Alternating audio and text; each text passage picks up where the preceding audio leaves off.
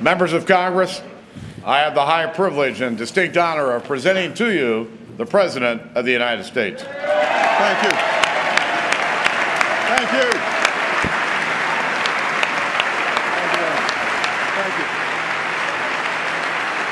Thank you. Thank you. Thank you very much. Thank you so much. Thank you. Thank you very much.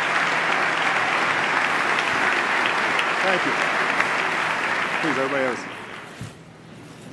Mr. Speaker, Mr. Vice President, members of Congress, fellow Americans.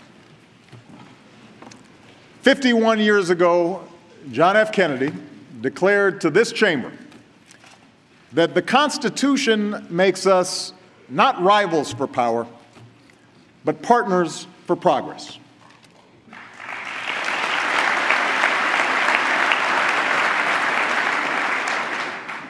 It is my task, he said, to report the State of the Union. To improve it is the task of us all. Tonight, thanks to the grit and determination of the American people, there is much progress to report. After a decade of grinding war, our brave men and women in uniform are coming home.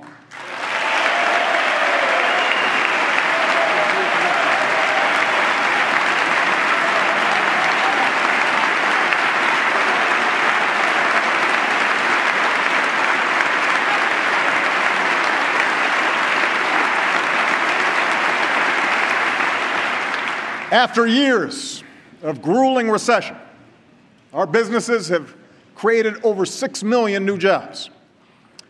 We buy more American cars than we have in 5 years, and less foreign oil than we have in 20.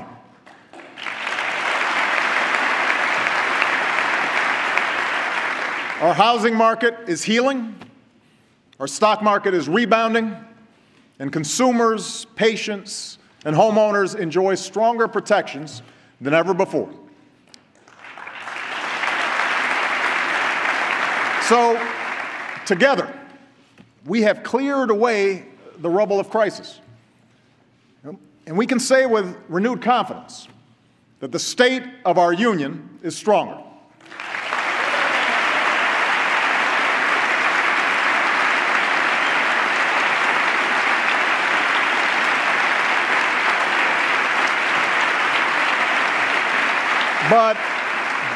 But we gather here knowing that there are millions of Americans whose hard work and dedication have not yet been rewarded. Our economy is adding jobs, but too many people still can't find full-time employment. Corporate profits have skyrocketed to all-time highs, but for more than a decade, wages and incomes have barely budged. It is our generation's task, then, to reignite the true engine of America's economic growth, a rising, thriving middle class.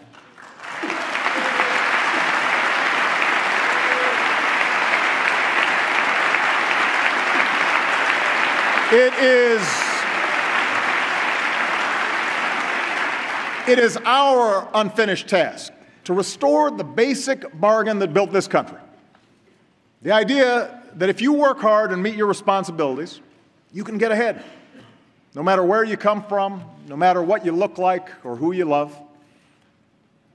It is our unfinished task to make sure that this government works on behalf of the many, and not just the few, that it encourages free enterprise, rewards individual initiative, and opens the doors of opportunity to every child across this great nation.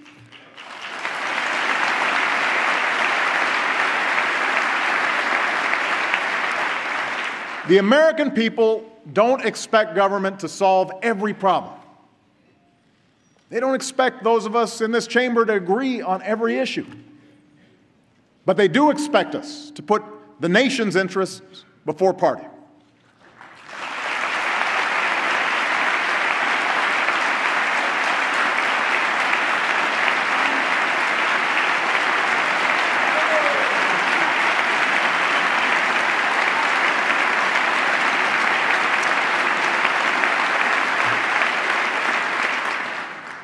they do expect us to forge reasonable compromise where we can. For they know that America moves forward only when we do so together, and that the responsibility of improving this union remains the task of us all. Now, our work must begin by making some basic decisions about our budget, decisions that will have a huge impact on the strength of our recovery. Over the last few years, both parties have worked together to reduce the deficit by more than $2.5 trillion, mostly through spending cuts, but also by raising tax rates on the wealthiest 1% of Americans. As a result, we are more than halfway towards the goal of $4 trillion in deficit reduction that economists say we need to stabilize our finances. Now we need to finish the job. And the question is, how? In 2011, Congress passed a law saying that if both parties couldn't agree on a plan to reach our deficit goal, about $1 trillion worth of budget cuts would automatically go into effect this year. These sudden, harsh, arbitrary cuts would jeopardize our military readiness. They devastate priorities like education and energy and medical research. They would certainly slow our recovery and cost us hundreds of thousands of jobs. And that's why Democrats, Republicans, business leaders, and economists have already said that these cuts, known here in Washington as the sequester, are a really bad idea. Now, some in Congress have proposed preventing only the defense cuts by making even bigger cuts to things like education and job training, Medicare, and Social Security benefits. That idea is even worse.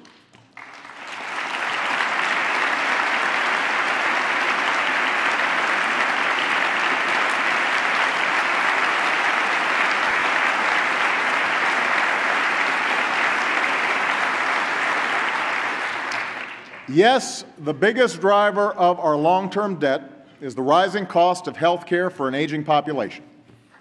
And those of us who care deeply about programs like Medicare must embrace the need for modest reforms. Otherwise, our retirement programs will crowd out the investments we need for our children and jeopardize the promise of a secure retirement for future generations. But we can't ask senior citizens and working families to shoulder the entire burden of deficit reduction while asking nothing more from the wealthiest and the most powerful.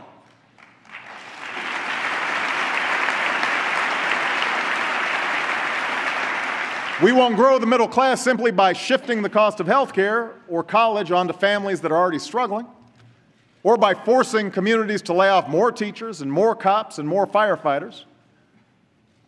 Most Americans, Democrats, Republicans, and independents, understand that we can't just cut our way to prosperity. They know that broad-based economic growth requires a balanced approach to deficit reduction, with spending cuts and revenue, and with everybody doing their fair share. And that's the approach I offer tonight. On Medicare, I'm prepared to enact reforms that will achieve the same amount of health care savings by the beginning of the next decade as the reforms proposed by the bipartisan Simpson-Bowles Commission. Already, the Affordable Care Act is helping to slow the growth of health care costs. And the reforms I'm proposing go even further. We'll reduce taxpayer subsidies to prescription drug companies and ask more from the wealthiest seniors.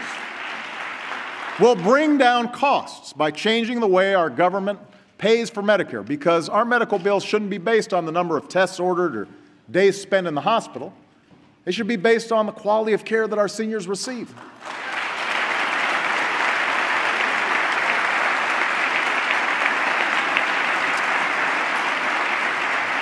And I am open to additional reforms from both parties, so long as they don't violate the guarantee of a secure retirement.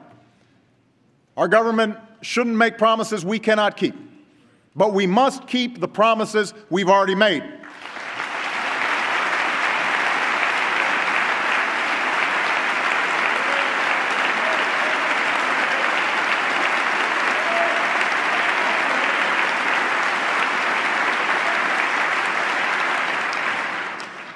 to hit the rest of our deficit reduction target, we should do what leaders in both parties have already suggested and save hundreds of billions of dollars by getting rid of tax loopholes and deductions for the well-off and the well-connected. After all, why would we choose to make deeper cuts to education and Medicare just to protect special interest tax breaks? How is that fair? Why is it that deficit reduction is a big emergency, justifying making cuts in Social Security benefits but not closing some loopholes? How does that promote growth? Now is our best chance for bipartisan, comprehensive tax reform that encourages job creation and helps bring down the deficit.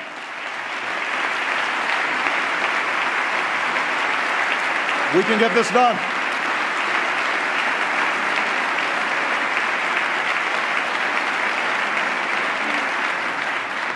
The American people deserve a tax code that helps small businesses spend less time filling out complicated forms and more time expanding and hiring. A tax code that ensures billionaires with high-powered accountants can't work the system and pay a lower rate than their hard-working secretaries. A tax code that lowers incentives to move jobs overseas and lowers tax rates for businesses and manufacturers that are creating jobs right here in the United States of America. That's what tax reform can deliver. That's what we can do together.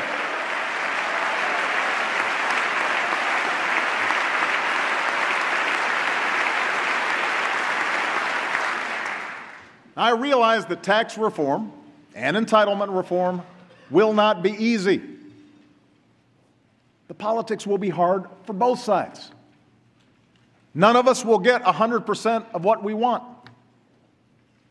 But the alternative will cost us jobs, hurt our economy, visit hardship on millions of hard-working Americans. So let's set party interests aside and work to pass a budget that replaces reckless cuts with smart savings and wise investments in our future. And let's do it without the brinksmanship that stresses consumers and scares off investors. The greatest nation on earth cannot keep conducting its business by drifting from one manufactured crisis to the next. We can't do it.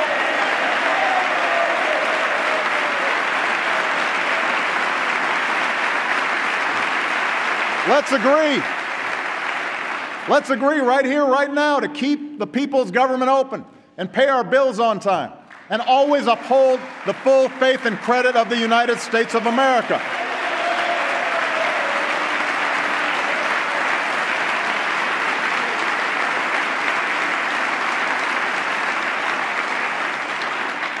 The American people have worked too hard for too long, rebuilding from one crisis to see their elected officials cause another.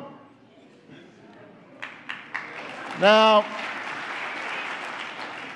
most of us agree that a plan to reduce the deficit must be part of our agenda. But let's be clear. Deficit reduction alone is not an economic plan.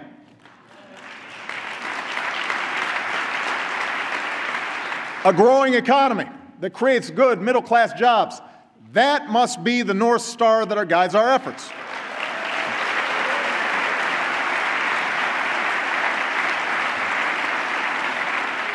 Every day, we should ask ourselves three questions as a nation. How do we attract more jobs to our shores? How do we equip our people with the skills they need to get those jobs? And how do we make sure that hard work leads to a decent living? Now, a year and a half ago, I put forward an American Jobs Act that independent economists said would create more than 1 million new jobs. And I thank the last Congress for passing some of that agenda. I urge this Congress to pass the rest. But tonight I'll lay out additional proposals that are fully paid for and fully consistent with the budget framework both parties agreed to just 18 months ago. Let me repeat. Nothing I'm proposing tonight should increase our deficit by a single dime. It is not a bigger government we need, but a smarter government that sets priorities and invests in broad-based growth. That's what we should be looking for.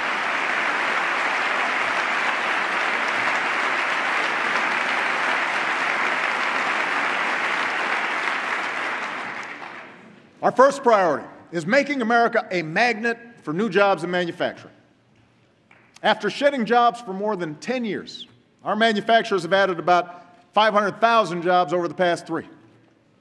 Caterpillar is bringing jobs back from Japan. Ford is bringing jobs back from Mexico. And this year, Apple will start making Macs in America again.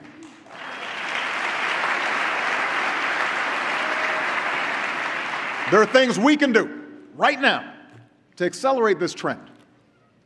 Last year, we created our first Manufacturing Innovation Institute in Youngstown, Ohio. A once shuttered warehouse is now a state-of-the-art lab where new workers are mastering the 3D printing that has the potential to revolutionize the way we make almost everything. There's no reason this can't happen in other towns.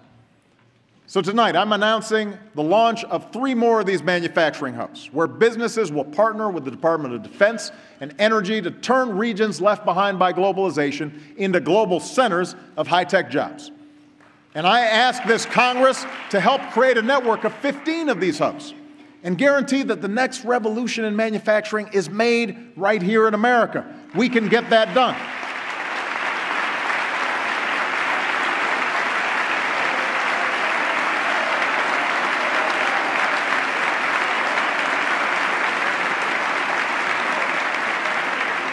Now, if we want to make the best products, we also have to invest in the best ideas. Every dollar we invested to map the human genome returned $140 to our economy. Every dollar. Today, our scientists are mapping the human brain to unlock the answers to Alzheimer's. They're developing drugs to regenerate damaged organs, devising new materials to make batteries 10 times more powerful.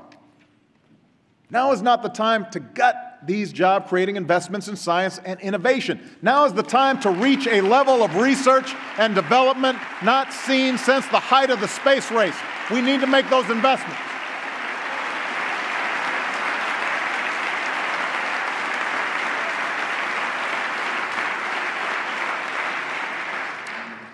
Today, no area holds more promise than our investments in American energy. After years of talking about it, we're finally poised to control our own energy future. We produce more oil at home than we have in 15 years. We have doubled the distance our cars will go on a gallon of gas and the amount of renewable energy we generate from sources like wind and solar, with tens of thousands of good American jobs to show for it. We produce more natural gas than ever before, and nearly everyone's energy bill is lower because of it. And over the last 4 years, our emissions of the dangerous carbon pollution that threatens our planet have actually fallen. But for the sake of our children and our future, we must do more to combat climate change.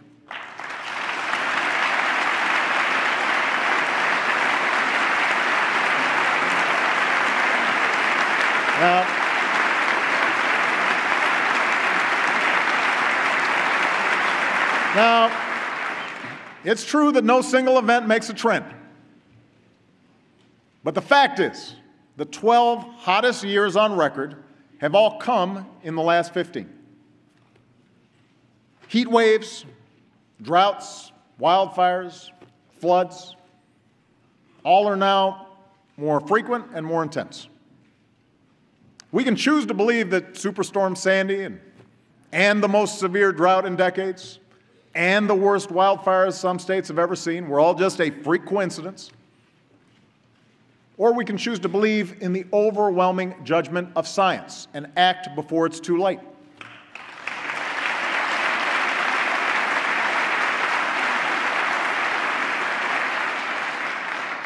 Now, the good news is we can make meaningful progress on this issue while driving strong economic growth. I urge this Congress to get together, pursue a bipartisan market-based solution to climate change, like the one John McCain and Joe Lieberman worked on together a few years ago. But if Congress won't act soon to protect future generations, I will. I will direct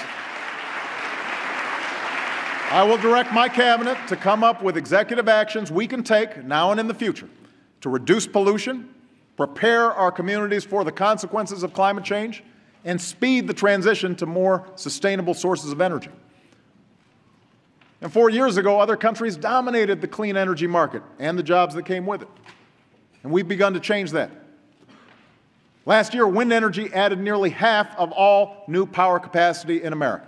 So let's generate even more. Solar energy gets cheaper by the year. Let's drive down costs even further.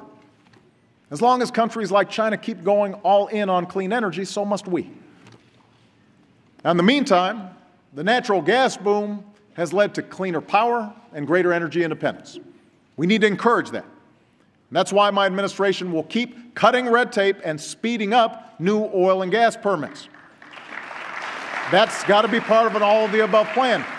But I also want to work with this Congress to encourage the research and technology that helps natural gas burn even cleaner and protects our air and our water. In fact, much of our newfound energy is drawn from lands and waters that we, the public, own together. So tonight I propose we use some of our oil and gas revenues to fund an energy security trust that will drive new research and technology to shift our cars and trucks off oil for good. If a nonpartisan coalition of CEOs and retired generals and admirals can get behind this idea, then so can we. Let's take their advice and free our families and businesses from the painful spikes in gas prices we put up with for far too long. I'm also issuing a new goal for America. Let's cut in half the energy wasted by our homes and businesses over the next 20 years.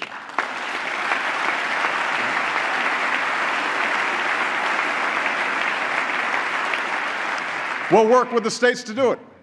Those states with the best ideas to create jobs and lower energy bills by constructing more efficient buildings will receive federal support to help make that happen. America's energy sector is just one part of an aging infrastructure badly in need of repair. Ask any CEO where they'd rather locate and hire. A country with deteriorating roads and bridges, or one with high-speed rail and internet, high-tech schools, self-healing power grids. The CEO of Siemens America, a company that brought hundreds of new jobs to North Carolina, said that if we upgrade our infrastructure, they'll bring even more jobs. And that's the attitude of a lot of companies all around the world. And I know you want these job-creating projects in your district. I've seen all those ribbon cuttings.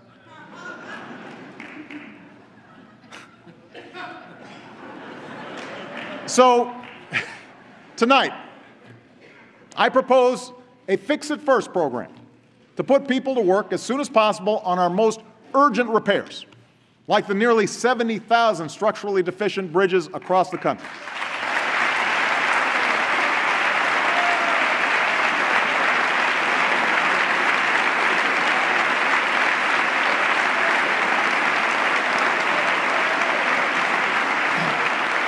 And to make sure taxpayers don't shoulder the whole burden, I'm also proposing a partnership to rebuild America that attracts private capital to upgrade what our businesses need most.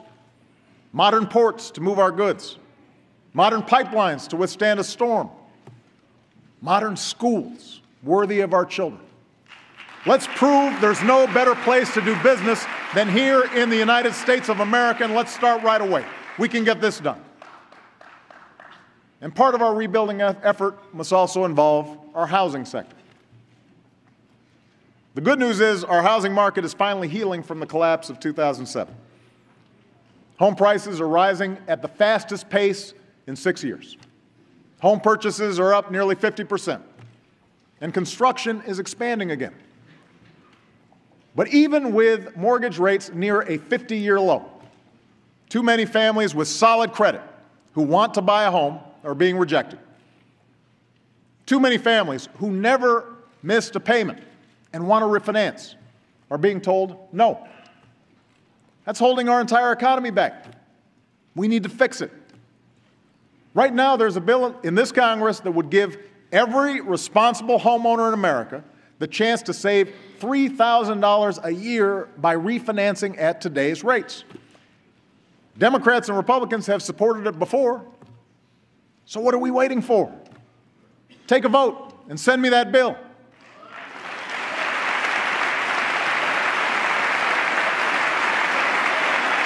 Why would we be against that?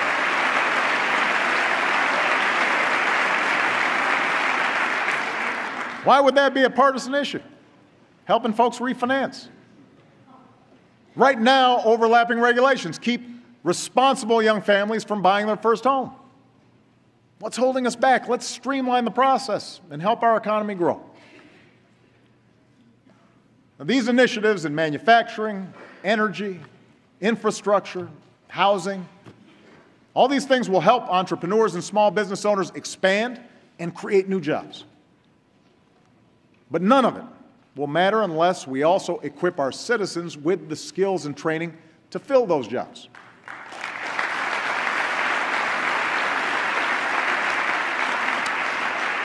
And that has to start at the earliest possible age. You know, study after study shows that the sooner a child begins learning, the better he or she does down the road. But today, fewer than 3 in 10 4-year-olds are enrolled in a high-quality preschool program. Most middle-class parents can't afford a few $100 a week for a private preschool. And for poor kids who need help the most, this lack of access to preschool education can shadow them for the rest of their lives. So tonight, I propose working with states to make high-quality preschool available to every single child in America. That's something we should be able to do.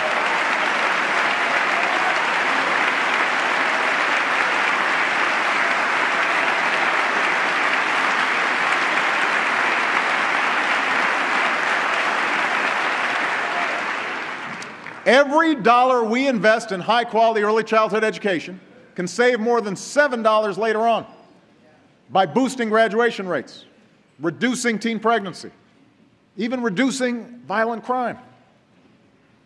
In states that make it a priority to educate our youngest children, like Georgia or Oklahoma, studies show students grow up more likely to read and do math at grade level, graduate high school, hold a job, form more stable families of their own. We know this works. So let's do what works and make sure none of our children start the race of life already behind. Let's give our kids that chance.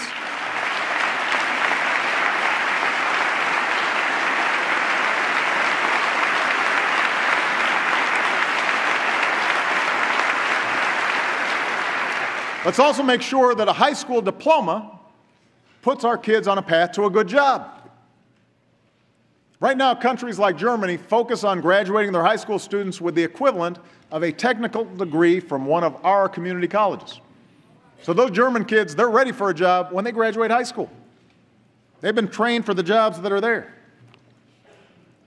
Now at schools like P-Tech in Brooklyn, a collaboration between New York Public Schools and City University of New York and IBM, students will graduate with a high school diploma and an associate's degree in computers or engineering. We need to give every American student opportunities like this. And 4 years ago,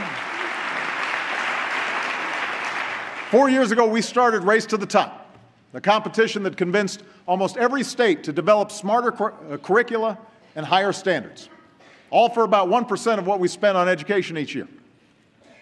Tonight, I'm announcing a new challenge: to redesign America's high schools so they better equip graduates for the demands of a high-tech economy. And we'll reward schools that develop new partnerships with colleges and employers and create classes that focus on science, technology, engineering, and math. The skills today's employers are looking for to fill the jobs that are there right now and will be there in the future. Now, even with better high schools, most young people will need some higher education. It's a simple fact. The more education you've got, the more likely you are to have a good job and work your way into the middle class. But today's skyrocketing costs price too many young people out of a higher education or saddle them with unsustainable debt. Through tax credits, grants, and better loans, we've made college more affordable for millions of students and families over the last few years. But taxpayers can't keep on subsidizing higher and higher and higher costs for higher education. Colleges must do their part to keep costs down, and it's our job to make sure that they do.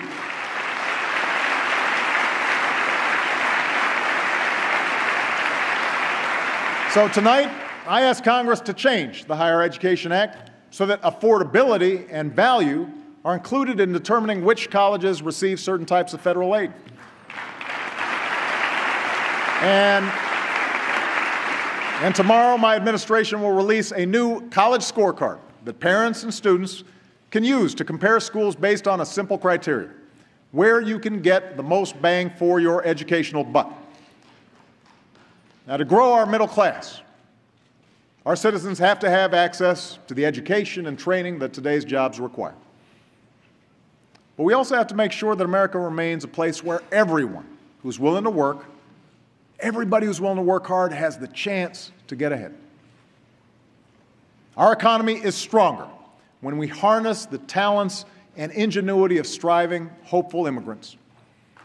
And right now, leaders from the business, labor, law enforcement, faith communities, they all agree that the time has come to pass comprehensive immigration reform. Now's the time to do it. Now's the time to get it done. Now's the time to get it done.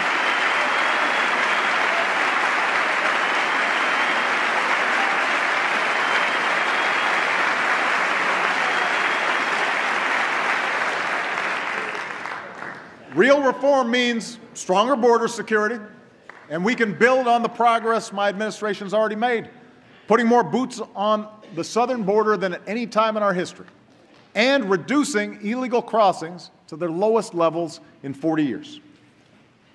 Real reform means establishing a responsible pathway to earned citizenship, a path that includes passing a background check, paying taxes and a meaningful penalty, learning English, and going to the back of the line behind the folks trying to come here legally.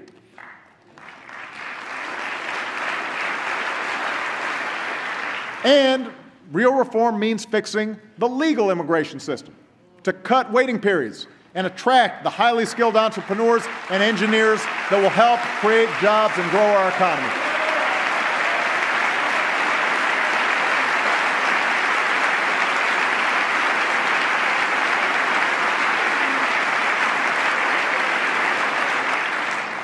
In other words, we know what needs to be done. And as we speak, bipartisan groups in both chambers are working diligently to draft a bill, and I applaud their efforts. So let's get this done. Send me a comprehensive immigration reform bill in the next few months, and I will sign it right away, and America will be better for it. Let's get it done. Let's get it done.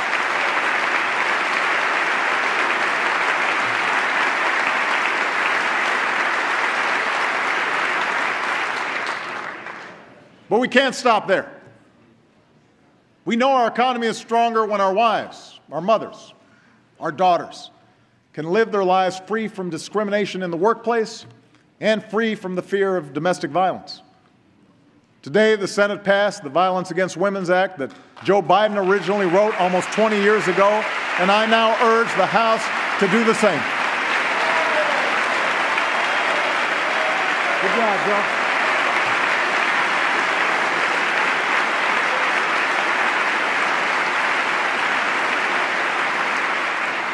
And I ask this Congress to declare that women should earn a living equal to their efforts, and finally pass the Paycheck Fairness Act this year.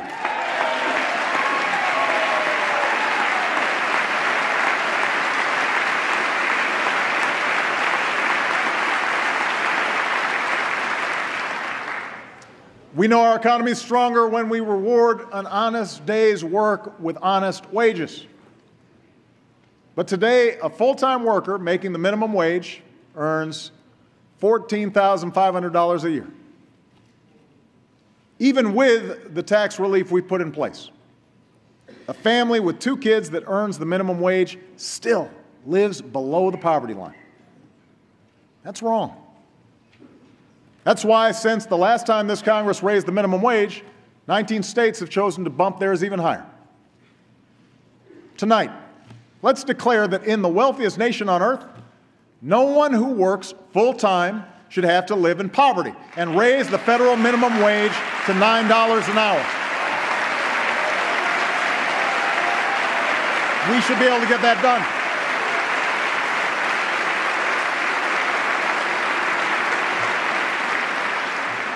This single step would raise the incomes of millions of working families. It could mean the difference between groceries or the food bank, rent or eviction, scraping by or finally getting ahead. For businesses across the country, it would mean customers with more money in their pockets. And a whole lot of folks out there would probably need less help from government. In fact, working folks shouldn't have to wait year after year for the minimum wage to go up, while CEO pay has never been higher. So here's an idea that Governor Romney and I actually agreed on last year. Let's tie the minimum wage to the cost of living so that it finally becomes a wage you can live on.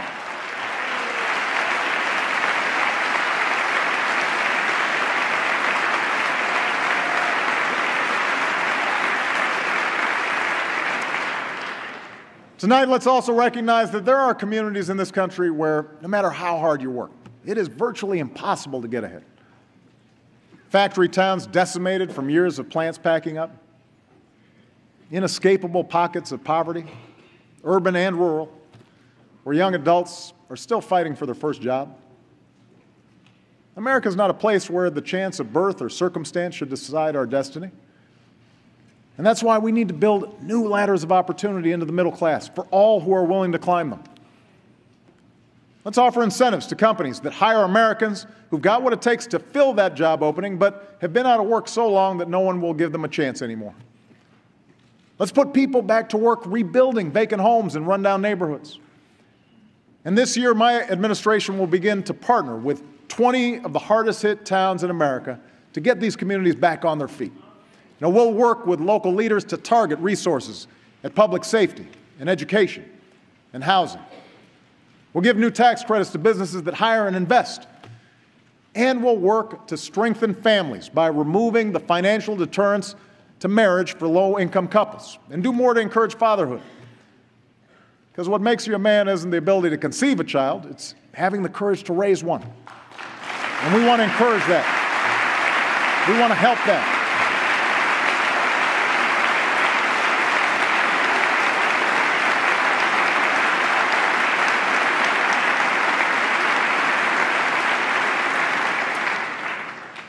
Stronger families, stronger communities, a stronger America.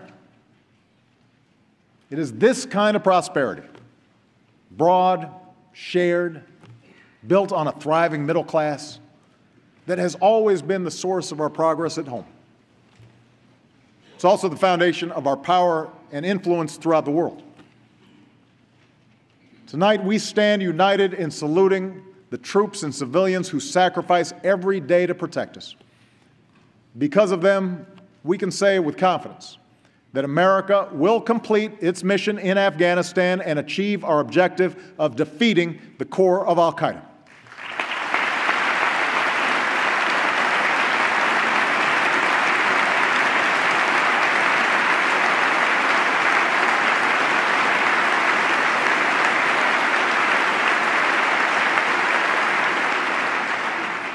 Already, we have brought home 33,000 of our brave servicemen and women.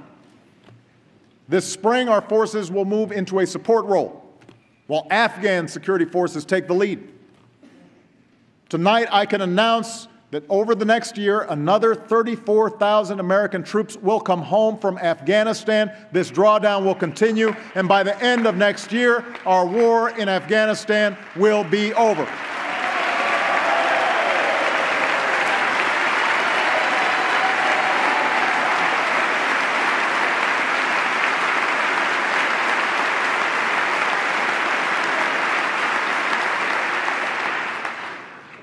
Beyond 2014, America's commitment to a unified and sovereign Afghanistan will endure.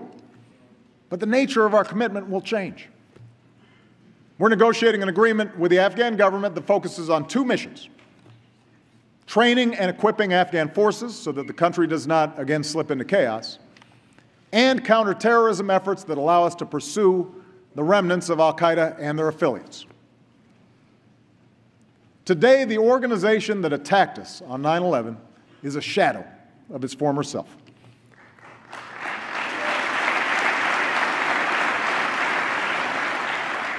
It's true, different al-Qaeda affiliates and extremist groups have emerged from the Arabian Peninsula to Africa. The threat these groups pose is evolving. But to meet this threat, we don't need to send tens of thousands of our sons and daughters abroad or occupy other nations. Instead, we'll need to help countries like Yemen, Libya, and Somalia provide for their own security and help allies who take the fight to terrorists, as we have in Mali. And where necessary, through a range of capabilities, we will continue to take direct action against those terrorists who pose the gravest threat to Americans. Now, as we do, we must enlist our values in the fight. That's why my administration has worked tirelessly to forge a durable legal and policy framework to guide our counterterrorism efforts. Throughout, we have kept Congress fully informed of our efforts. And I recognize that in our democracy, no one should just take my word for it that we're doing things the right way. So in the months ahead, I will continue to engage Congress to ensure not only that our targeting, detention, and prosecution of terrorists remains consistent with our laws and system of checks and balances, but that our efforts are even more transparent to the American people and to the world. Of course,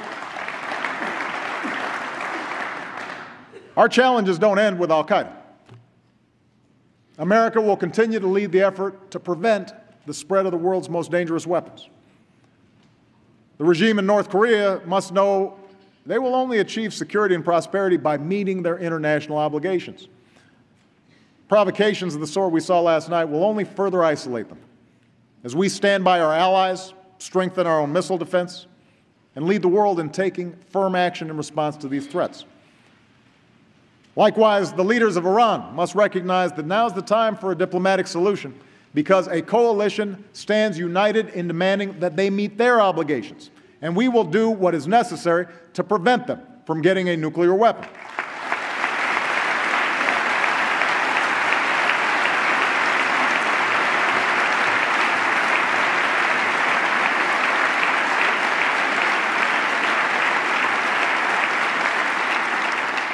At the same time, we'll engage Russia to seek further reductions in our nuclear arsenals and continue leading the global effort to secure nuclear materials that could fall into the wrong hands.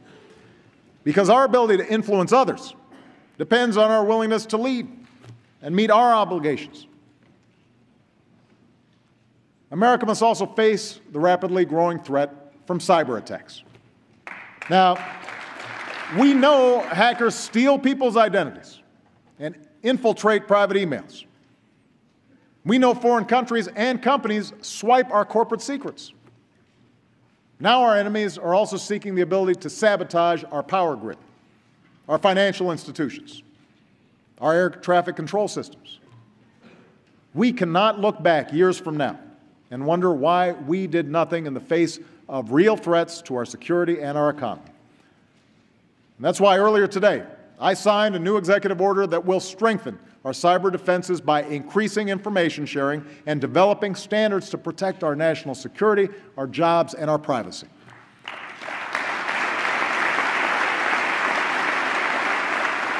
But now Congress must act as well by passing legislation to give our government a greater capacity to secure our networks and deter attacks.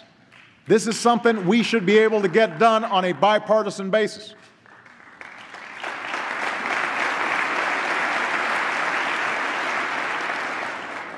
Now, even as we protect our people, we should remember that today's world presents not just dangers, not just threats, it presents opportunities to boost American exports, support American jobs, and level the playing field in the growing markets of Asia.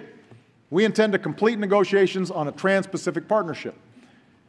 And tonight I'm announcing that we will launch talks on a comprehensive transatlantic trade and investment partnership with the European Union, because trade that is fair and free across the Atlantic supports millions of good-paying American jobs.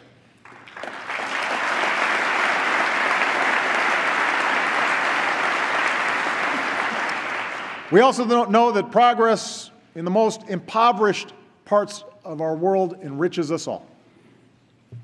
Not only because it creates new markets, more stable order in certain regions of the world, but also because it's the right thing to do. You know, in many places, people live on little more than $1 a day. So the United States will join with our allies to eradicate such extreme poverty in the next 2 decades by connecting more people to the global economy, by empowering women, by giving our young and brightest minds new opportunities to serve, and helping communities to feed, empower, and educate themselves, by saving the world's children from preventable deaths, and by realizing the promise of an AIDS-free generation, which is within our reach.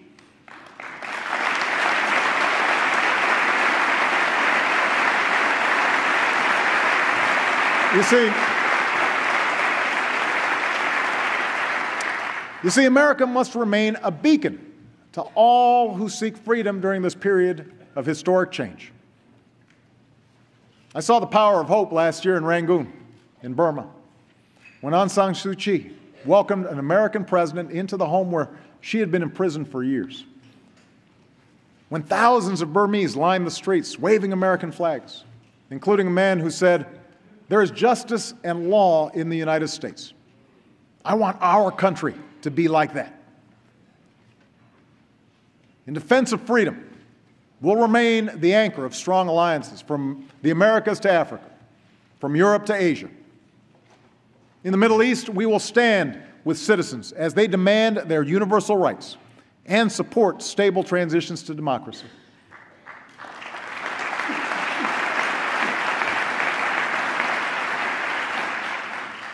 We know the process will be messy, and we cannot presume to dictate the course of change in countries like Egypt. But we can and will insist on respect for the fundamental rights of all people. We'll keep the pressure on a Syrian regime that has murdered its own people and support opposition leaders that respect the rights of every Syrian. And we will stand steadfast with Israel in pursuit of security and a lasting peace.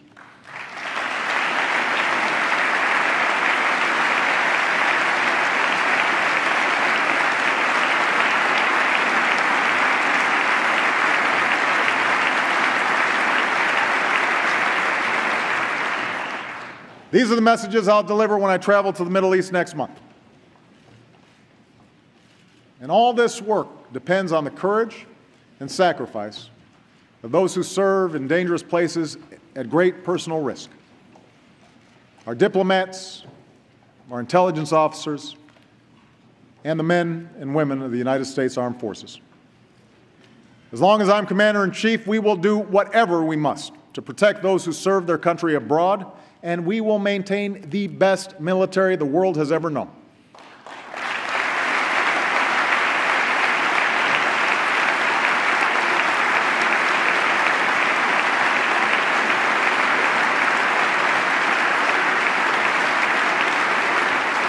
We'll invest in new capabilities, even as we reduce waste and wartime spending. We will ensure equal treatment for all service members and equal benefits for their families, gay and straight.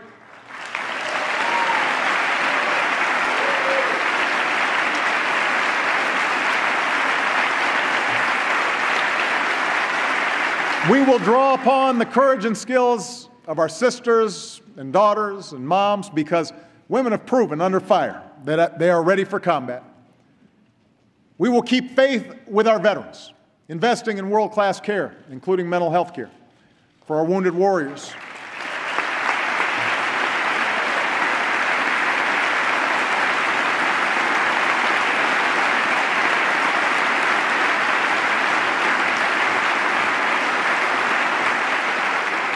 Supporting our military families, giving our veterans the benefits and education and job opportunities that they have earned. And I want to thank my wife, Michelle, and Dr. Jill Biden for their continued dedication to serving our military families as well as they have served us. Thank you, honey. Thank you, Jill.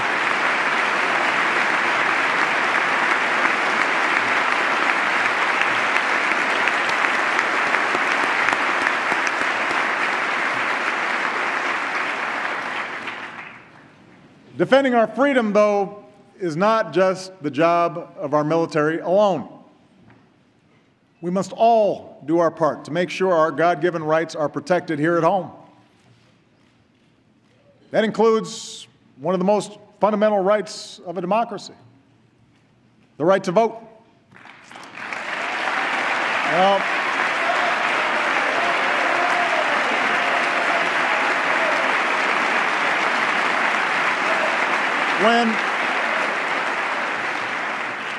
When any American, no matter where they live or what their party, are denied that right because they can't afford to wait for 5 or 6 or 7 hours just to cast their ballot, we are betraying our ideals. So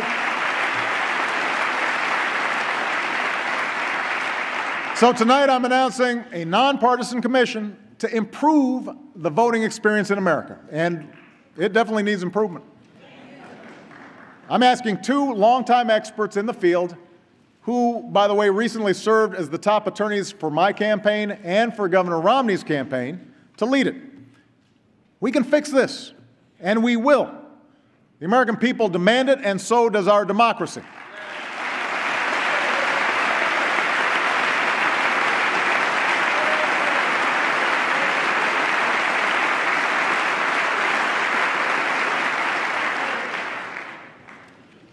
Of course, what I've said tonight matters little if we don't come together to protect our most precious resource, our children. It has been 2 months since Newtown. I know this is not the first time this country has debated how to reduce gun violence, but this time is different. Overwhelming majorities of Americans who believe in the Second Amendment, have come together around common sense reform, like background checks that will make it harder for criminals to get their hands on a gun. Senators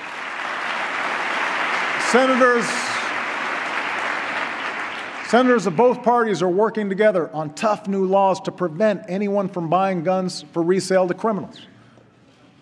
Police chiefs are asking our help to get weapons of war and massive ammunition magazines off our streets because these police chiefs, they're tired of seeing their guys and gals being outgunned.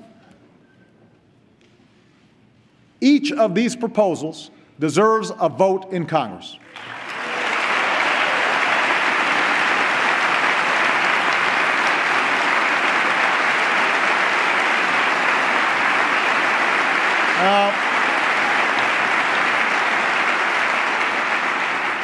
If you want to vote no, that's your choice. But these proposals deserve a vote.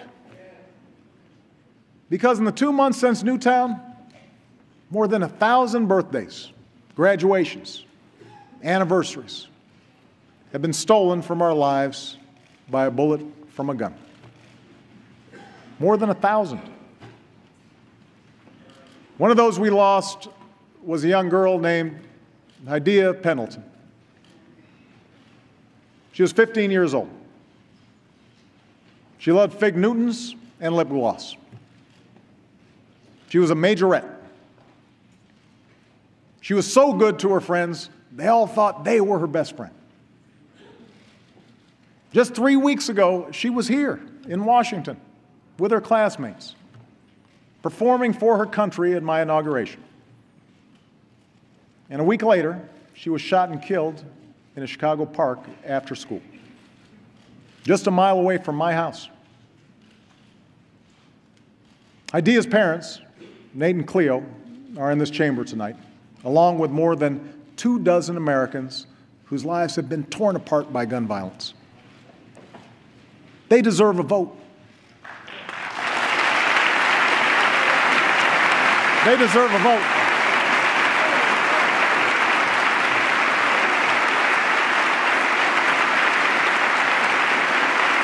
They deserve a vote.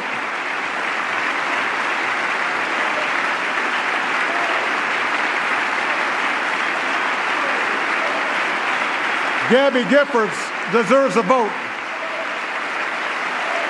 The families of Newtown deserve a vote. The families of Aurora deserve a vote. The families of Oak Creek and Tucson and Blacksburg and the countless other communities ripped open by gun violence, they deserve a simple vote.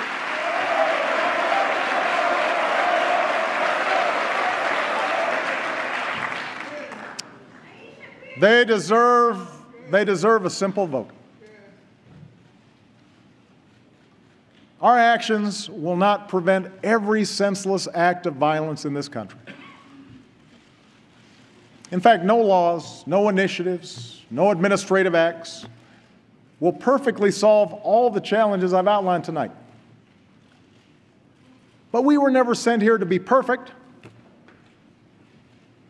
We were sent here to make what difference we can, to secure this nation, expand opportunity, uphold our ideals through the hard, often frustrating, but absolutely necessary work of self-government. We were sent here to look out for our fellow Americans, the same way they look out for one another, every single day, usually without fanfare, all across this country. We should follow their example. We should follow the example of a New York City nurse named Menchu Sanchez. When Hurricane Sandy plunged her hospital into darkness, she wasn't thinking about how her own home was faring. Her mind was on the 20 precious newborns in her care and the rescue plan she devised that kept them all safe. We should follow the example of a North Miami woman named Desaline Victor. When Desaline arrived at her polling place, she was told the wait to vote might be 6 hours.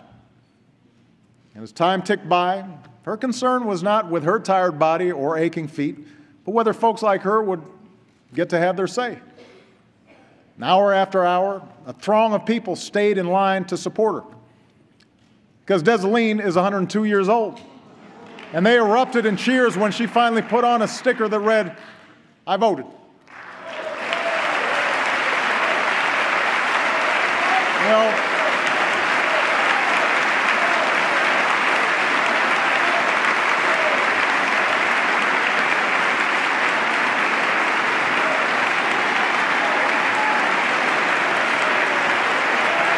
there's Desaline.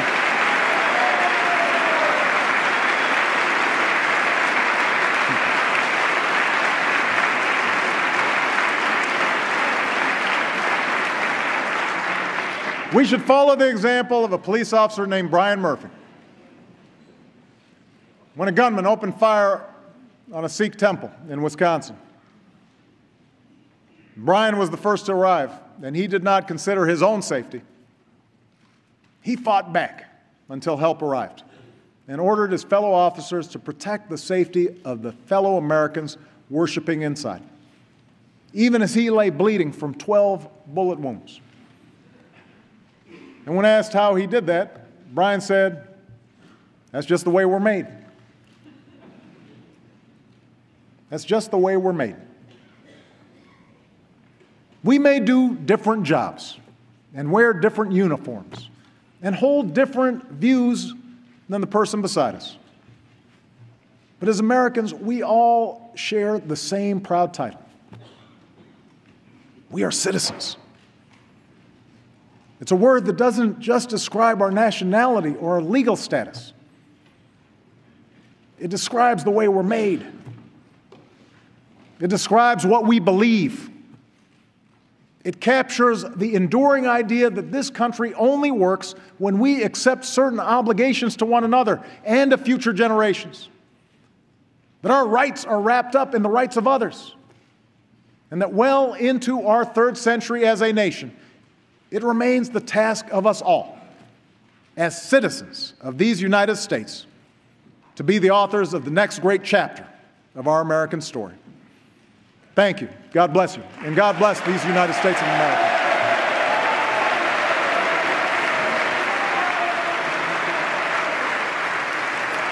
For exactly 1 hour, just a second or two shy of 1 hour, President Obama delivers his fifth State of the Union address, the first State of the Union of his second term in office after having been reelected in November.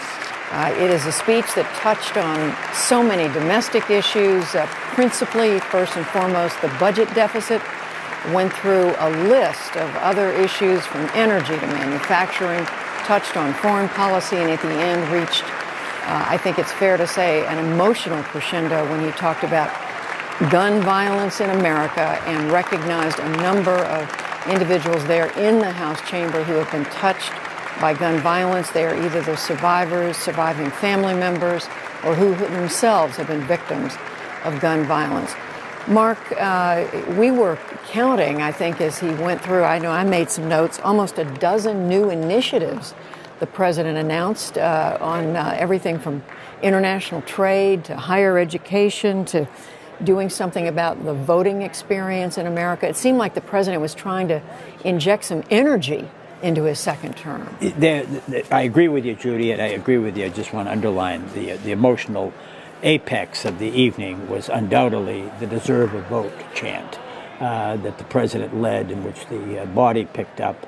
And when he spoke on gun control and the need, making the argument that our police departments were outgunned by those with assault weapons with criminal intent. And I thought that was a speech that, quite frankly, lacked a lot of energy and emotional response until that point. I mean, there were moments, and you're right, there was a lot of substance in the speech, from the idea of the war in Afghanistan being over in 1 year, a pledge by the end of next year. That's pretty serious. But David, I think it's fair to say the crowd didn't really come to its feet in any sustained way until he got to guns. Yeah, well, it didn't really have much rhetoric to it. It was a list of programs, and they may have made a conscious decision if they're going to have a lot of programs, they don't want to have a big FDR-type theory behind it. They just want to say, here are some small common sense things we can do, so not to make people afraid of some huge encroaching big government. So it may be his temperament and maybe his strategy. Let's just keep it prosaic. It certainly was prosaic. A lot of the programs, there were a list of all these different things he wants done. Some it was easy to see the size of them and the scope. Raising the minimum wage to $9. That's something very clear. Helping people refinance their mortgages. It's tough to know exactly what he wants to do. I was struck by how much time was spent on the budget and fiscal stuff, and especially tax reform. We've never seen him really talk that much about tax reform. He's been very lukewarm about it for the past 4 years. And then secondly, early childhood education.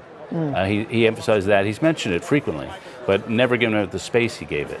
And again, you don't know what he's going to do. Is he going to really reform Head Start, take it out of HHS, put it to the Department of Education where it belongs, and do things like that, or is it just more a symbolic thing? But he had made this statement early on in the speech that the programs he would be announcing, or initiatives he would be announcing tonight, he said won't cost us a dime. Well, he said and yet you listen to that, launching something to make early childhood education available to every child in America. How do you do that? He said it wouldn't increase the deficit. Well, you're right. I stand corrected. He can raise taxes, as he mentioned, by closing loopholes. He was not quite fair on the loophole closing. To raise money, he talked about getting rid of special interest loopholes. To really raise money, you have to really cap or do something serious to the mortgage interest deduction, the charitable giving deduction, some really popular loopholes. And so I'm not sure he's really going to raise a lot of money, because I don't think those things are particularly doable. And the question is, could the two parties come together on this? I mean, we've heard we've heard a lot of we've heard Democrats and Republicans all over the map on what to do about loopholes. There were a couple of other points, Judy, that hit me. One was, there were facts that he brought in. I bet most Americans were unaware of. Last year, wind energy added nearly half of all the new power capacity in America. I think that would come to most Americans as interesting, and that home purchases are up by nearly 50%. But you're right. The language he used was fewer than 3 in 10 4-year-olds are in a high-quality preschool program today.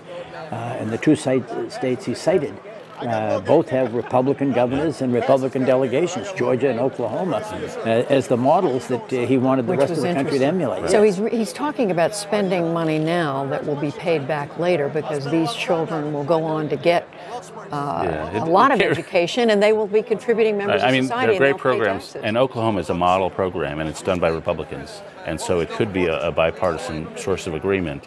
But it's still, these things do cost a lot of money. When they've tried to expand early childhood in places like California with the Rob Reiner's proposition, it's hit some political headwinds that was defeated. And so these are not easy lifts, and they're reasonably expensive. To me, worth doing, but they're heavy lifts. What about raising the minimum wage? We just double-checked it. It's $7.25, I believe, right now. To raise it to $9 an hour? Well, I think it's a pretty straightforward argument. If you work 40 hours a week, 52 weeks a year, you should rise above poverty. I mean, that. And that was his argument. And that's the argument. I think it's a straightforward one. At $9 an hour, 10 states already linked their minimum wage to inflation. Yeah, the counter argument, of course, is that actually relatively few people are working full time at the minimum wage. It's generally part-time workers. But the second argument is, and this is reasonably well established, though somewhat debated among economists, you do lose a lot of jobs. Low-skilled workers, the restaurants and other places cut the number of workers if they have to pay each individual worker more. Even if it's $1 or something. I would think there are competing economic economic views on that, and in fact, done between Pennsylvania and New Jersey, study that suggests that was not the case. But the idea that if somebody can't pay the minimum wage to their workers, then they probably shouldn't be in business. While we're chewing over, shall we say, the president's remarks, he continues to make his way out of the House chamber, followed by a group of leaders of the House and Senate, greeted maybe by some of the same people who welcomed him when he came in. Mm-hmm. They're there to say hello to him and thank him as he goes out, and I guess he's being asked to autograph copies of the speech. Is that what it looks like? That's what Yes, it is. That's exactly what it is. And we just want to let our audience know that once the president leaves the House chamber, 5 minutes later, I guess the clock will start running after he leaves, we will hear the Republican response from the junior senator from the state of Florida, Marco Rubio.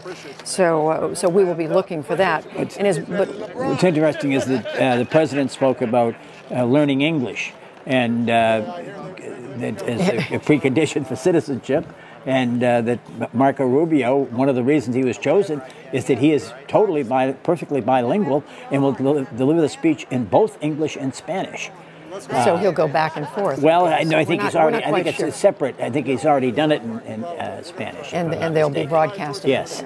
But he's of course the son of Cuban emigres. That's right. And and Democrats have been doing this for a long time. Right. I mean, Antonio Villaraigosa they have an Anglo speaker and a Spanish speaker. They've combined it in one. The Republicans have with Rubio. And we're listening right now to the House Speaker saying the House will come to order. The president, we see him just about to exit the door, wanting to shake every single hand.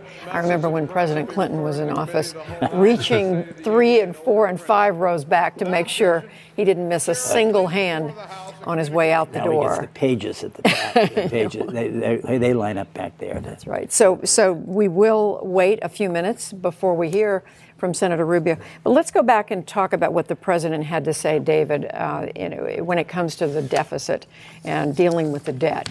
It sounded to me as if he not only he didn't say anything new, but he stood his ground and he said, I don't believe this country needs to do something about taxes, cut taxes on the backs of senior citizens who are counting on Medicare and counting on Social Security. Yeah, though he did very interestingly say he was in favor of modest Medicare reform, and he's always given us a sort of gesture to that. It was not enthusiastically embraced by the crowd. There was not a standing ovation for reforming Medicare. But didn't he say I'm referring to those wealthy seniors who are right, who are at the higher income level. And he has talked about leaving everything that was on the table in the earlier budget negotiations. All that stuff is mostly still on the table, and some of that is what they call chain CPI, which is the cost of living adjustment for Social Security, means testing a little Medicare so some of the more affluent recipients would see some of the benefits cut. And so that some of that stuff is provisionally still on the table. I remain a little dubious that we're going to have the sort of budget deal that's eluded us so far. But he was pretty aggressive. He was really aggressive on the sequestration. And pretty in your face on the Republicans, some of their proposals on sequestration. A lot of Republicans welcome sequestration at this point, which is the automatic spending. Explain why the CPI, the Consumer Price Index, solution to making a change in Medicare and means testing are not enough for many Republicans. Why are they saying that there must be a rise in the eligibility age for Medicare? Well, or that, or the Republicans really think as long as you have a fee-for-service system, which is what Medicare is, where you're paid by the amount of services you deliver, not by the outcomes, that's the fundamental incentive that is messed up. And so chaining CPI to Social Security, there are two ways of measuring inflation. This would raise you a little more money because it would get you in a higher inflation measure, which then produces more revenue as people then have to pay into it. And so that would produce a bit of money. And raising the retirement age actually wouldn't produce that much money. Means testing would produce a bit of money. So these are little chunks to close the deficit. But the debt is now $16 trillion. These programs are going to consume every single dollar of federal revenue in 15 or 20 years. And so it's a gigantic problem. And the things that are now on the table, none of them come close to solving the problem. They're little steps. So, Mark, are Republicans talking about dramatic changes in Social Security? And well, the Republicans, basically, the budget the Republicans vote for is a form of voucherizing, as the Democrats call it, or bringing privatization to Social Security, to Medicare. And what I think we saw tonight was that the middle is a very lonely place. I mean, the president talked about some trimming of the costs and limiting the cost growth of Medicare, and got not even half-hearted applause. I mean, it was muted applause. So the Republicans are not pleased, and the Democrats are displeased. I'm not sure Vice President Biden even applauded. I don't think he did, and he applauded just about everything. The president made the core point, and this really should appeal to Democrats. If you believe in health and Head Start spending, in all the other stuff Democrats believe in, education, infrastructure, there's no money for it because it's all going to Medicare, Social Security, defense, and some of these other big ticket items. And the president made this core point.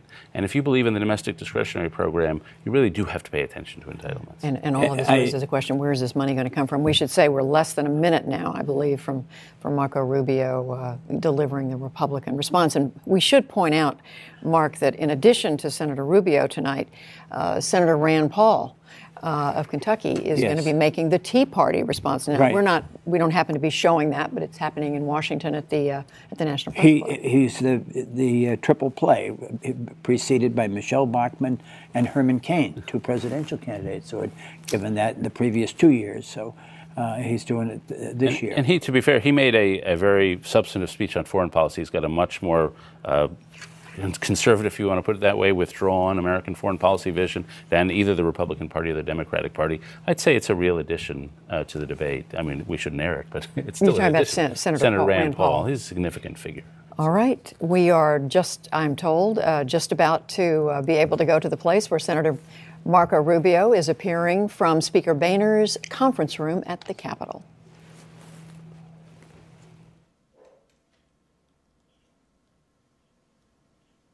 Good evening. I'm Marco Rubio. I'm blessed to represent Florida in the United States Senate. Let me begin by congratulating President Obama on the start of his second term. Tonight, I have the honor of responding to a State of the Union address on behalf of my fellow Republicans. And I'm especially honored to be addressing our brave men and women serving in the armed forces and in diplomatic posts around the world. You may be thousands of miles away, but you are always in our prayers. The State of the Union address is always a reminder of how unique America is. You see, for much of human history, most people were trapped in stagnant societies where a tiny minority always stayed on top and no one else even had a chance. But America is exceptional because we believe that every life at every stage is precious and that everyone everywhere has a God-given right to go as far as their talents and hard work will take them. Like most Americans, for me, this ideal is personal. My parents immigrated here in pursuit of the opportunity to improve their life and to give their children the chance at an even better one. They made it to the middle class, my dad working as a bartender and my mother as a cashier and a maid. I didn't inherit any money from them, but I inherited something far better, the real opportunity to accomplish my dreams. This opportunity to make it to the middle class or beyond, no matter where you start out in life, it isn't bestowed on us from Washington. It comes from a vibrant, free economy where people can risk their own money to open a business, and when they succeed, they hire more people, who in turn invest or spend their money they make helping others start a business and create jobs. Presidents in both parties, from John F. Kennedy to Ronald Reagan, have known that our free enterprise economy is the source of our middle-class prosperity. But President Obama, he believes it's the cause of our problems. That the economic downturn happened because our government didn't tax enough, spend enough, or control enough. And therefore, as you heard tonight, his solution to virtually every problem we face is for Washington to tax more, borrow more, and spend more. This idea that our problems were caused by a government that was too small, it's just not true. In fact, a major cause of our recent downturn was a housing crisis created by reckless government policies. And the idea that more taxes and more government spending is the best way to help hardworking middle-class taxpayers, that's an old idea that's failed every time it's been tried. More government isn't going to help you get ahead. It's going to hold you back. More government isn't going to create more opportunities. It's going to limit them. And more government isn't going to inspire new ideas, new businesses, and new private sector jobs. It's going to create uncertainty. Because more government breeds complicated rules and laws that small businesses can't afford to follow. Because more government raises taxes on employers who then pass the costs on to their employees through fewer hours, lower pay, and even layoffs. And because many government programs that claim to help the middle class often end up hurting them. For example, Obamacare. It was supposed to help middle-class Americans afford health insurance. But now some people are losing the health insurance they were happy with. And because Obamacare created expensive requirements for companies with more than 50 employees, now many of these companies aren't hiring. Not only that, they're being forced to lay people off and switch from full-time employees to part-time workers. Now, does this mean that there's no role for government? Of course not. It plays a crucial part in keeping us safe, enforcing rules, and providing some security against the risks of modern life. But government's role is wisely limited by the Constitution, and it can't play its essential role when it ignores those limits. There are valid reasons to be concerned about the president's plan to grow our government. But anytime anyone opposes the president's agenda, he and his allies usually respond by falsely attacking their motives. When we point out that no matter how many job-killing laws we pass, our government can't control the weather, he accuses us of wanting dirty water and dirty air. When we suggest we strengthen our safety net programs by giving states more flexibility to manage them, he accuses us of wanting to leave the elderly and the disabled to fend for themselves. And tonight, he even criticized us for refusing to raise taxes to delay military cuts, cuts that were his idea in the first place. But his favorite attack of all is that those of us who don't agree with him, that we only care about rich people. Mr. President, I still live in the same working-class neighborhood I grew up in. My neighbors aren't millionaires. They're retirees who depend on Social Security and Medicare. They're workers who have to get up early tomorrow morning and go to work to pay the bills. They're immigrants who came here because they were stuck in poverty in the countries where the government dominated the economy. The tax increases and the deficit spending you propose will hurt middle-class families. It will cost them their raises. It will cost them their benefits. It may even cost some of them their jobs. And it will hurt seniors because it does nothing to save Medicare and Social Security. So, Mr. President, I don't oppose your plans because I want to protect the rich. I oppose your plans because I want to protect my neighbors. Hardworking, middle-class Americans who don't need us to come up with a plan to grow the government. They need a plan to grow the middle class. Economic growth is the best way to help the middle class. Unfortunately, our economy actually shrank during the last 3 months of 2012. But if we can get the economy to grow at just 4% a year, it would create middle-class jobs, and it would reduce our deficits by almost $4 trillion over the next decade. Tax increases can't do this. Raising taxes won't create private sector jobs, and there's no realistic tax increase that could lower our deficits by almost $4 trillion. That's why I hope the President will abandon his obsession with raising taxes and instead work with us to achieve real growth in our economy. One of the best ways to encourage growth is through our energy industry. Of course, solar and wind energy should be a part of our energy portfolio. But God also blessed us with America with abundant coal, oil, and natural gas. Instead of wasting more taxpayer money on so-called clean energy companies like Solyndra, let's open up more federal lands for safe and responsible exploration. And let's reform our energy regulations so that they're reasonable and based on common sense. If we can grow our energy industry, it will make us energy independent. It will create middle-class jobs, and it will help bring manufacturing back from places like China. Simplifying our tax code will also help the middle class because it will make it easier for small businesses to hire and grow.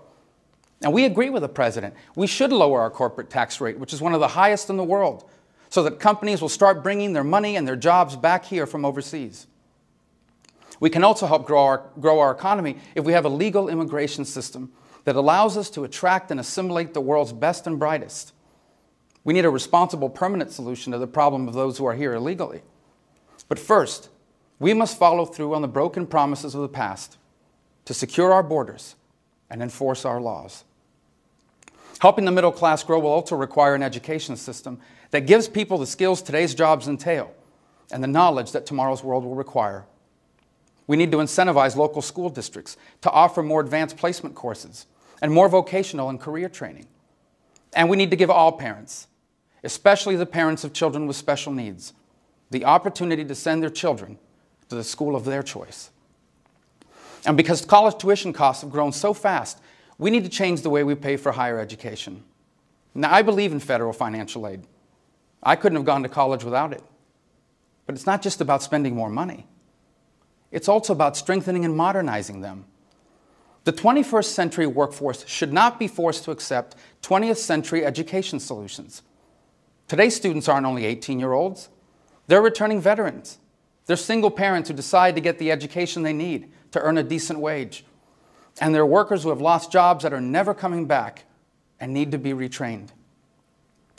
We need student aid that does not discriminate against programs that non-traditional students rely on, like online courses or degree programs that give you credit for work experience. When I finished school, I owed over $100,000 in student loans, a debt I paid off just a few months ago. Today, many graduates face massive student loans. We must give students more information on the costs and benefits of the student loans they're taking out. All of these measures are key to helping grow the economy. Though we won't be able to sustain a vibrant middle class unless we solve our debt problem. Every dollar our government borrows is money that isn't being invested to create jobs. And the uncertainty created by the debt is one reason why many businesses aren't hiring. The President loves to blame the debt on President Bush, but President Obama has created more debt in 4 years than his predecessor did in 8. The real cause of our debt is that our government has been spending $1 trillion more than it takes in every year. That's why we need a balanced budget amendment. The biggest obstacle to balancing the budget are programs where spending is already locked in. One of these programs is Medicare. It's especially important to me. It provided my father the care he needed to battle cancer and ultimately to die with dignity. And it pays for the care my mother receives right now. I would never support any changes to Medicare that would hurt seniors like my mother. But anyone who's in favor of leaving Medicare exactly the way it is right now is in favor of bankrupting it. Republicans have offered a detailed and credible plan that helps save Medicare without hurting today's retirees. Instead of playing politics with Medicare, when is the President going to offer his detailed plan to save it? Tonight would have been a good time for him to do it. Of course, we face other challenges as well. We were all heartbroken by the recent tragedy in Connecticut. We must effectively deal with the rise of violence in our country. But unconstitutionally undermining the Second Amendment rights of law-abiding Americans is not the way to do it. On foreign policy, America continues to be indispensable to the goal of global liberty, property, and safeguarding human rights. The world is a better place when America is the strongest nation on earth. But we can't remain powerful if we don't have an economy that can afford it. In the short time that I've been here in Washington, nothing has frustrated me more than false choices like the one the President laid out tonight. The choice isn't just between big government or big business. What we need is an accountable, efficient, and effective government that allows small and new businesses to create more middle-class jobs. We don't have to raise taxes to avoid the President's devastating cuts to our military. Republicans have passed a plan that replaces these cuts with responsible spending reforms. In order to balance our budget, the choice doesn't have to be either higher taxes or dramatic benefit cuts for those in need. Instead, we should grow our economy so that we can create new taxpayers, not new taxes, and so our government can afford to help those who truly cannot help themselves. And the truth is, every problem can't be solved by the government. Many are caused by the moral breakdown in our society. And the answer to these challenges lie primarily in our families and our faiths, not our politicians. Despite our differences, I know that both Republicans and Democrats love America. I pray we can come together to solve our problems, because the choices before us could not be more important.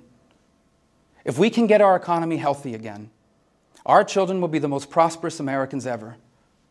And if we do not, we will forever be known as the generation responsible for America's decline.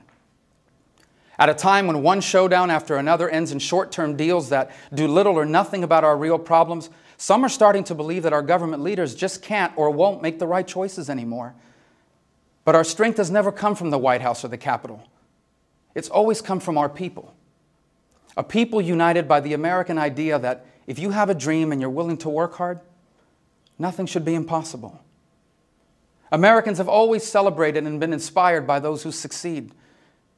But it's the dreams of those who are still trying to make it that sets our nation apart. Tonight, all across this land, parents will hold their newborn children in their arms for the first time. For many of these parents, life has not gone the way they had planned. Maybe they were born into circumstances they found difficult to escape. Maybe they've made some mistakes along the way. Maybe they're young mothers all alone, the father of their child long gone. But tonight, when they look into the eyes of their child for the first time, their lives will change forever. Because in those eyes, they will see what my parents saw in me and what your parents saw in you. They will see all the hopes and dreams they once had for themselves. This dream of a better life for their children, it's the hope of parents everywhere. Politicians here and throughout the world have long promised that more government can make those dreams come true. But we Americans have always known better. From our earliest days, we embraced economic liberty. And because we did, America remains one of the few places on earth where dreams like these even have a chance. Each time our nation has faced great challenges, what has kept us together was our shared hope for a better life. Now, let that hope bring us together again to solve the challenges of our time and write the next chapter in the amazing story of the greatest nation man has ever known. Thank you for listening. May God bless all of you. May God bless our president. And may God continue to bless the United States of America. Florida Republican Senator Marco Rubio delivering his party's response to President Obama's State of the Union address, taking issue with virtually every point the president made tonight, particularly on the economy, particularly on a solution to deal with the deficit and the debt, and even on issues like immigration and particularly on gun control, saying, yes, we need to do something to address gun violence, but not in a way that threatens Americans' Second Amendment rights, of course, being the Second Amendment to the Constitution. David Brooks, Marco Rubio, a rising star in the Republican Party. Did he live up to his billing tonight? Well, he is the rising star. He's the only hope. Some people say he is, I'd say, the most impressive of the young people who will be running for nomination. I think already is running from what we just saw in the last 10 minutes. I thought he delivered it effectively, as you can, these things. I thought he was energetic. I liked his line that if you're for keeping Medicare the way it is, you're in favor of bankrupting. Nonetheless, I have to say on substance, I was disappointed by the speech. The Republican Party has lost, as Mark said earlier tonight, 5 out of the last 6 popular votes in 5 out of the last 6 elections. Really got thumped. Probably should have a new message. And there's doing a lot of rethinking, but none of it was evident in this speech. He ended with the peroration on the mother, maybe the single mom looking into her child's eyes. What are you offering her? You don't have to believe in big government to think there must be some positive thing that can be help that young woman, help her kid achieve some social mobility. If your whole story is economic liberty, you're really not offering much. And I didn't see much rethinking in the speech. It could have been given by any Republican in the last 20 years. What did you hear, Mark? I think David hit it right on the nose. I really do. I mean, he's a great messenger. It was just a very mediocre message. There really wasn't to it. I mean, you can understand why you want him. I mean, this is probably the most startling development for Republicans out of 2012 was that the Hispanic vote is an increasing percentage of the electorate and an increasing percentage of them are voting Democratic. And here's the statistic that why Marco Rubio is the hottest property. Only 36% of Mexican-born immigrants to America who are eligible for citizenship have applied for citizenship. That's about half of most immigrants who come to this country. If they were ever energized, I mean, the Republicans are just, I mean, they'd vote Democrat. They're in a hole, yes, at the similar percentage of those who are already voting. So, I mean, the urgency, the need for a messenger with Marco Rubio's personal story, who's bilingual, his personal history is understandable. But I just didn't get. I mean, it was not a mean speech. It was, I believe Democrats love America, Republicans love America. It was not mean toward the president. I didn't think, but there was. It was just. It was boilerplate, and it didn't upset anybody in the Tea Party, I don't think. Well, he attacked the president for talking about growing government, much bigger government, and being in favor of government programs. But it seemed to me that President Obama went out of his way to say that that's not what he wanted to do. He did list programs that he had. Judy, he had a wish list, the president. It was kind of startling. They kind of make Harry Truman look like a piker, for goodness sakes, just pushing Medicare and the Marshall Plan. I mean, he had a lot of lists, the president did. Yeah, but okay, we're not going to debate it here. But I mean, he wasn't talking about creating a new government agency. He was saying we need to do something to get colleges to reduce their tuition. Yes, no, which what did he say? A college scorecard. Well, if we're going to get federal government giving a scorecard to colleges, I would say that's an expansion of federal power. So I do think the president does want to expand federal power. But I think the trick for Republicans is to say, we don't want to go as far as they do. They have a lot more faith in central planning than we do. Nonetheless, we do understand that the rising tide no longer lifts all boats. We can see the statistics as much as anybody else that middle-class people are not seeing their wages go up. Somehow there's a market failure there, and we don't want to go all the way over into Barack Obama land, but we do want to do this, and here's our positive agenda. Where was the positive agenda here? Does anybody seriously believe that you can do this with just cuts? I mean, I think, thoughtful people understand it's going to require tax increases as well as spending cuts to bring a solvency back to this country, to bring a fiscal sanity. And Senator Rubio just referred to just talk about sort of these cuts, these painless, ouchless cuts that, we don't know where they're coming from and nobody's going to be hurt. And economic liberty is a marvelous, marvelous concept, but I mean, deregulation, nobody wants that who's, flying a new Stratoliner that where the batteries are in trouble. I mean, you want to know what the hell the federal government's going to do about it. To be fair, in a lot of the Republican speeches in the last month or two, there has been some rethinking. There has. And it could have been, this guy's running for president.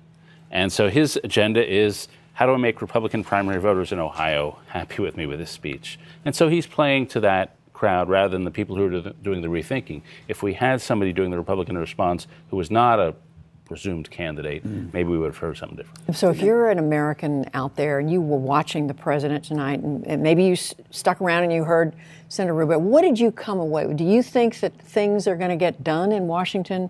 They're going to change your life?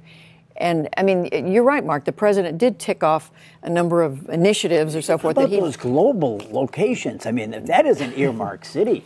I mean, But my question is, so if he hadn't done that, if he had just come and talked about the fight he's having with the Republicans over what to do about the deficit, he could have spoken for 10 or 15 minutes and said, "Thank you very much." Well, I thought the president was upbeat tonight. I really did. I mean, I thought he was. I mean, it wasn't, we talked about the lack of energy in the hall, but I thought he was upbeat. I thought he gave some positive news and good developments. And he did return to the 70,000 bridges that we know have to be repaired, and we all understand that, and the ports that have to be done. There was a lot in terms of economic sort of ambition to it, and so I think that the president gave to me what was a sort of a traditional, conventional message, and the highlight came back to his moment on gun control. And I don't know if that's what they want. I mean, that's going to be remembered. The defense, there was a defensiveness on the part of the Obama people that they thought, Judy, he had talked too much about human rights and sort of liberal agenda, social rights at the inaugural, and this was going to be meat and potatoes. Well, let's just, we've only got a few minutes left. Let's listen to a part of what the president said at the end when he talked about the victims of gun violence. And here's what he said. One of those we lost was a young girl named Hadiya Pendleton. She was 15 years old. She loved fig Newtons and lip gloss. She was a majorette. She was so good to her friends, they all thought they were her best friend. Just 3 weeks ago, she was here in Washington with her classmates, performing for her country at my inauguration. And a week later, she was shot and killed in a Chicago park after school, just a mile away from my house. Hadiya's parents, Nate and Cleo, are in this chamber tonight, along with more than 24 Americans whose lives have been torn apart by gun violence. They deserve a vote. They deserve a vote.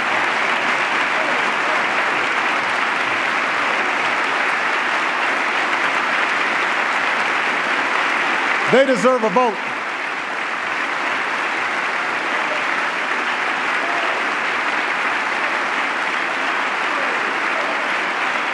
Gabby Giffords deserves a vote. The families of Newtown deserve a vote. The families of Aurora deserve a vote. The families of Oak Creek and Tucson and Blacksburg and the countless other communities ripped open by gun violence, they deserve a simple vote. And David Brooks, you can see why the president decided to put that at the end of the speech. That was clearly the emotional high. Yeah, and it was a beautifully delivered moment, but the composure of the Pendletons is sort of what made that. It is remarkable. Their ability to say, to really be about the issue, to stand up and give that applause, to keep it together, to see Gabby Giffords unable to clap, that adds power. And coming off of this, Mark, we don't know what's going to happen with gun control legislation. Most people think assault weapons ban will not happen, maybe background check. I'd say its chances improved tonight, and it got a lift, Judy.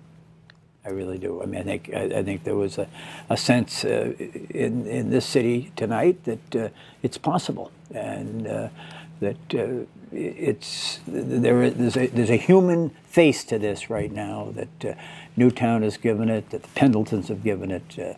I think that gives it a new urgency. That crosses party lines, that you saw Republicans and Democrats. And Speaker Boehner stood and applauded and said, give us a vote. Well, thank you both, Mark Shields, David Brooks, for being with us on this special State of the Union night. And with that, we end our coverage of the President's State of the Union address. We will be back at our regular time tomorrow for the NewsHour. Don't forget, you can still join our Google Plus Hangout, hosted by NewsHour political editor Christina Bellantoni. It's going on the web, and that's at newshour.pbs.org. Plus, you can watch all of tonight's speeches on our YouTube site. I'm Judy Woodruff. On behalf of all of us at the NewsHour, thank you for joining us, and good night.